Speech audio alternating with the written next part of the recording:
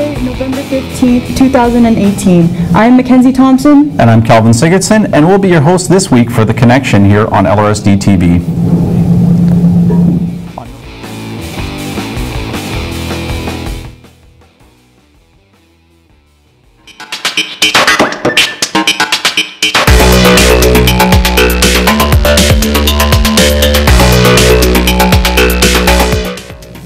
On November 6th, ATC hosted the CAPS conference. The conference is meant to help students find information about career and post-secondary options. Here's Abubakar Mara with more on the event. I'm here at the Arts and Technology Center where they're hosting their CAPS conference to help students with their future careers. Students from all over the division came to explore different career options and to see what colleges and universities they would like to attend in their future. Later that night, Joel Sumunic, who was a keynote speaker, came and inspired some young minds about the future. If we think about the future, we don't necessarily know that the jobs that we have today are going to exist. So what we have to do is make sure that our students are prepared for just about anything, right? So if we look at that whole journey, we can see how education has to change from that. Everyone that attended this conference had one goal in mind, and that was to see if one of these universities or colleges had what they needed for their career. We spoke to some students to see what they have in mind for their future jobs. I've talked to the U of W already, and I'm going to talk to the U of M. I want to be a pediatrician, and I think it would be nice or cool to meet someone that's going to do my future job. Adriana Magnifico, who is the coordinator of this event, said that there is a need for high school graduates. Graduation is a great endpoint, and we put lots of effort and time into whether or not our students will graduate. And our graduation percentages are pretty high. But now we need to think about what happens to students after they graduate. They get to talk more intimately with professionals in the Career Cafe about what jobs look like, what their actual day looks like, how creative their jobs are, and what kind of education they needed to attain those jobs. So they get a nice bird's eye view of what jobs can look like in fields that they wonder about. And it's great to talk to people and to build networks with people who are doing what you might think you might like to do. Students are now leaving, but the hope is that they will have a better understanding of their future. Here with The Connection, my name is Abubakar, signing off. On November 5th, students of grades 5 and 6 took part in the Kairos Blanket activity offered by the Divisional Educational Support Team. The activity took place at Ecole Guillot, where students were given props and blankets to stand on to represent their culture and land as Indigenous people. As the students continued the activity, the blankets they were standing on slowly got taken away to show the effects of colonization. Hank Sherwin, a teacher from Ecole Guillot, shares more about the importance of teaching the students these activities. The blanket activity gives students a sense of the First Nations experience in Canada post-colonization and some of the challenges that a lot of the First Nations people had to deal with. On Thursday, November 1st, Dakota Collegiate had an event called the Lancer Palooza, which is an event in which students gather in the gym for a special event. On Thursday, November 1st, Dakota Collegiate had an event called the Lancer Palooza, which is an event in which students gather in the gym for a special event. This included special performances by the jazz band, the guitar ensemble, as well as a student singer, and a special sneak peek of the school's next play, High School Musical. It's an event where we have talent and sports and great games, kind of like Spirit Week style, and it's a chance for all the different students to come together and just have a lot of fun and participate in something kind of different than what they would do for the rest of the year. Just to cap it all off, they finished off the event with a students versus teachers volleyball game. Dakota Collegiate's level of school spirit is on the incline ever since the start of Lancer Palooza. Really important because I think this is what the kids remember. Sometimes they don't remember that chemistry test, they don't remember that, that English essay, but they remember, remember that performance, remember when we did this, that school spirit activity, they remember this part. So overall, students and teachers alike seem to be enjoying their time at the event, and now that's over, they all seem to be already looking forward to the next Lancer Palooza. Students and teachers seem to be definitely enjoying Lancer Palooza and are definitely looking forward to it next year. And for The Connection, I'm Bradley Adamson. On Wednesday, November 14th, ATC traveled to Glenmont to cover a special event. The event was a radio show called The Roar. The Roar is a radio segment where a student covers events going on in Glenmont. Tim Conrad, the teacher who schedules the event, gave his thoughts. At Dakota, there was a couple kids that were just doing the PA, the morning announcements, and they thought there was they could add more to their repertoire for multimedia, for being heard on the radio. And I thought here's a great opportunity, and I got in touch with Mr. P over at the Arts and Tech Center, and I just started saying, we got this opportunity. I'd like to create an opportunity for this young man. He has the ability to speak into a mic, talk, learn, a lot of these social cues that he needs to learn, and I thought this would be a great way to expand on that. This week on the show, Josiah Brothers interviewed Glenmont's hockey coach. There's lots of benefits. I think it's great for Josiah to be able to be in a media situation like this, and practicing his speaking skills, media type speaking skills, and just noticing, even as we were doing the interview, just how he was smiling and making eye contact with me, and just kind of those kind of interview skills that it looked like he really got a chance to practice, and I thought that was great. I think it's extremely beneficial for students. The Roar is also recorded at Dakota Collegiate every other week. Be sure to check it out on our radio station, LRSD Radio, through our website, LRSD.TV. On November 6th, Windsor School organized a zoo trip in Assiniboine Park. Grade 4 and 5 students will be at the zoo for 6 days straight and have their classes held at the zoo. Students witnessed and learned that Canada is home to 2/3 of the global polar bear population and is committed to the conservation of this incredible species. They also learned about the near extinction of the snow leopard. This helps children understand the importance of taking care of the environment, as it has a significant impact on the lives and welfare of animals. Kids can especially learn about the impact humans have on animals. Teachers and students were excited about this activity and shared their thoughts with us.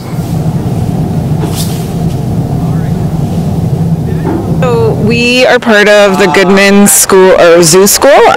It's a 3-year grant, and so this year our class gets to spend 6 days here, and everything is part of the grant. So for the students, it's absolutely free.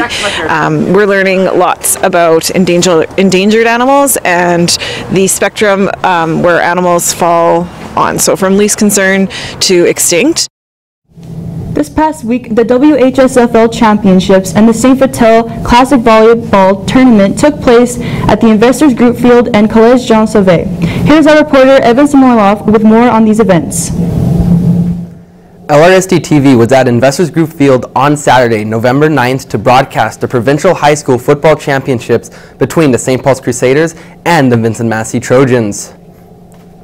This was the most anticipated game of the year, as these are two of Manitoba's top football teams. The Trojans finished the season undefeated, while the Crusaders only lost 1 game, which was to Vincent Massey. Massey got into the red zone with a beautiful run from running back Braden Stubbs, getting them to the 2-yard line. Quarterback Jackson Tuchinski would sneak into the end zone, giving Massey an early 7-0 lead. St. Paul's would respond with a huge run from number 5, T. Jesse, who hurdled a defender and stiff-armed another while running all the way to the Massey's 13-yard line, getting them into a great scoring position. On the next play, quarterback Brody Jackson would throw a 15-yard touchdown pass, giving St. Paul's the lead going into halftime. Caught on the play for a touchdown. Number 80 from St. Paul. Late in the third quarter, with Massey in the red zone, Jackson Tuchinski runs into the end zone for a second touchdown of the game, now giving Massey a 14-11 lead. Massey would get the ball back and get downfield quickly with some good throws to their wide receivers. Massey would end the drive with a touchdown from Braden Stubbs, giving Vincent Massey a 21-14 lead with just 10 minutes left in the fourth quarter. Just 2 minutes after Massey's scoring drive, Brody Jackson threw a remarkable 45-yard pass to get St. Paul's back into this football game.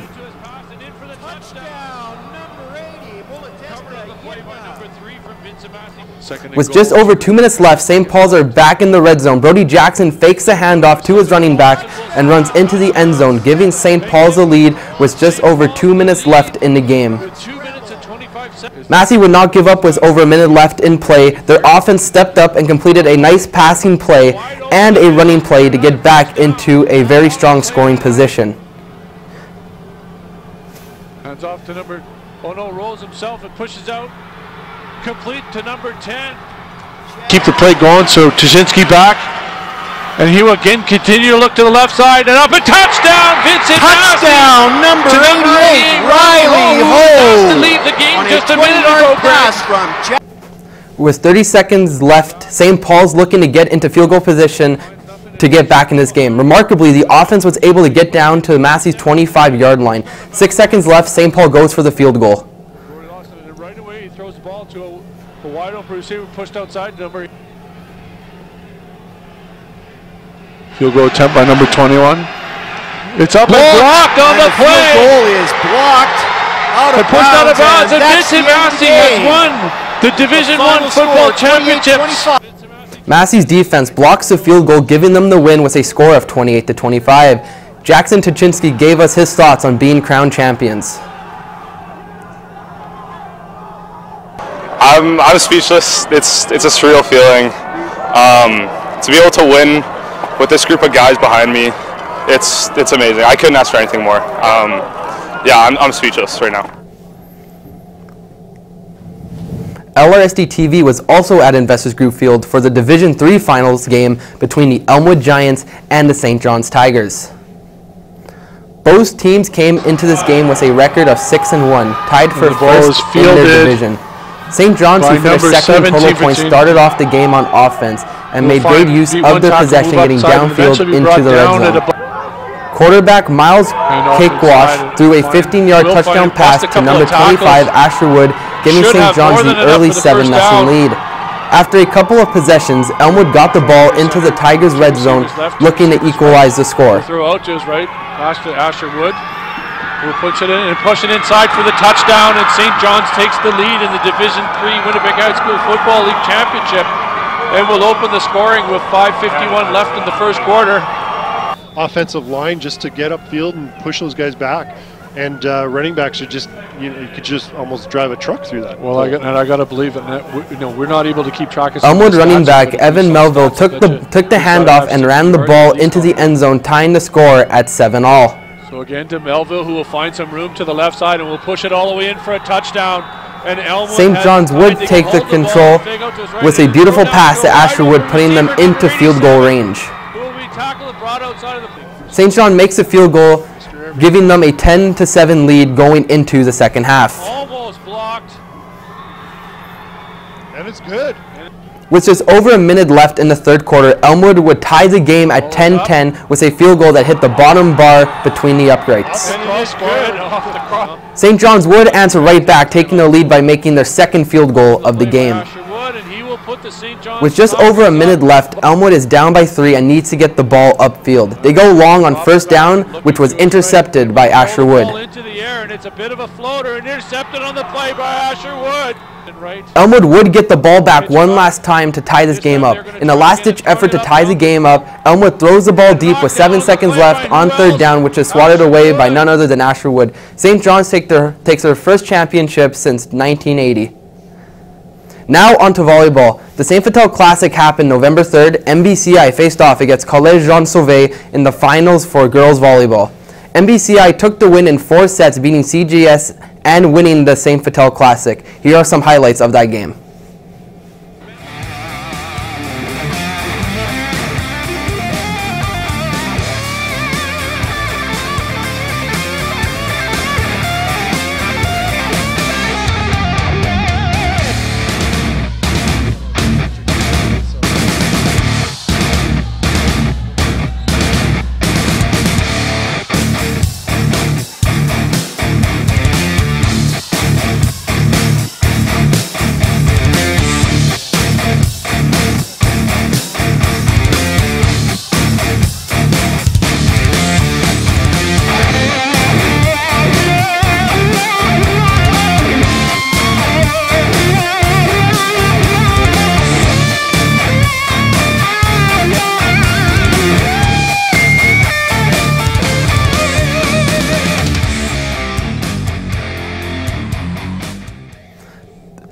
The Dakota Lancers faced off against the St. Paul's Crusaders in the finals of the St. Vital Classic Boys Tournament.